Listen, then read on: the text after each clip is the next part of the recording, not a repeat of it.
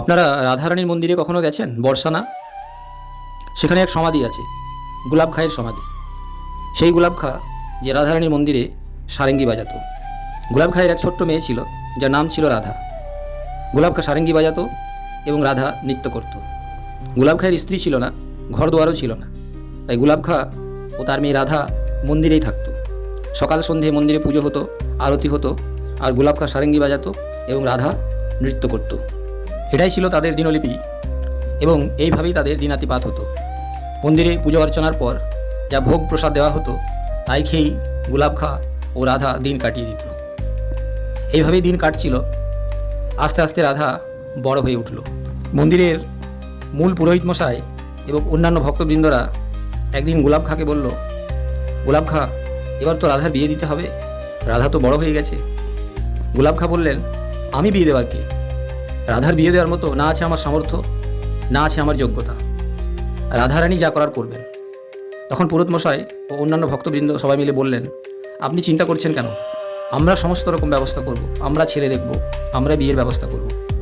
এবং তাই হলো। এক অতি সুন্দর পাত্র দেখে রাধার বিয়ে দেওয়া হলো। বিয়ে হলো ঠিকই, কিন্তু বিয়ের পর রাধার বিয়োগ গুলাব খাঁ সহ্য করতে পারল না। সে সব সময় মনমরা হয়ে বসে থাকতো, আর সারেঙ্গি বাজাতো না। একদিন হঠাৎ গোলাপ খাঁকে আর দেখা গেল না। মন্দিরের পুরোহিত মশাই চারিদিকে খোঁজাখুঁজি করলেন, চারিদিকে সন্ধান লাগালেন, কিন্তু গুলাব খাঁয়ের আর দেখা গেল না। তখন ভাবলেন যে গুলাব খাঁয়ের যথেষ্ট বয়স হয়েছিল এবং রাধার বিরহে সে শোকাতুর হয়ে পড়েছিল, তাই হয়তো এই লোক ছেড়ে পরলোকে বৈকুণ্ঠ ধামে গমন করেছেন। এবং গুলাব খাঁয়ের স্মৃতিতে সেখানে এক সমাধি বানানো হলো।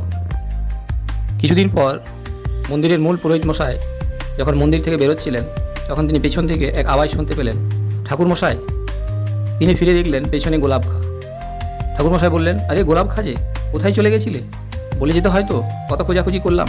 গোলাপ খাঁ তখন বললেন, আসলে সেদিন রাত্রে মন্দিরের নাচ গান হওয়ার পর যখন মন্দির থেকে সবাই চলে গেলেন, তখন আমি ওই কোনায় বসে বসে কাঁদছিলাম। তখন এক ছোট্ট মেয়ে এসে আমাকে বলল, বাবা, সারেঙ্গি বাজাবেন না? আপনি সারেঙ্গি না বাজালে আমি নাচবো কী করে? এবং ওই ছোট্ট মেয়েটি আমার আঙুল ধরে আমাকে মহলের ভেতরে নিয়ে গেলেন। সেখানে আমি কি দেখলাম জানেন?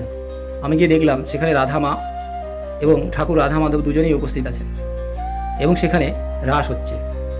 আমি সারেঙ্গি বাজাতে শুরু করলাম এবং ওই ছোট্ট মেয়েটি নাচতে শুরু করলো। এখন আমি ওখানেই থাকি, আমি সারেঙ্গি বাজাই আর ওই ছোট্ট মেয়েটি নাচে। আর সঙ্গে থাকেন রাধারানী ও ঠাকুরজি। আমাকে ওরা আর কখনো ছেড়ে যায় না। ওই ছোট্ট মেয়েটি সবসময় আমার সঙ্গে থাকে। আমি সেখানে খুব আনন্দে সারেঙ্গি বাজাই।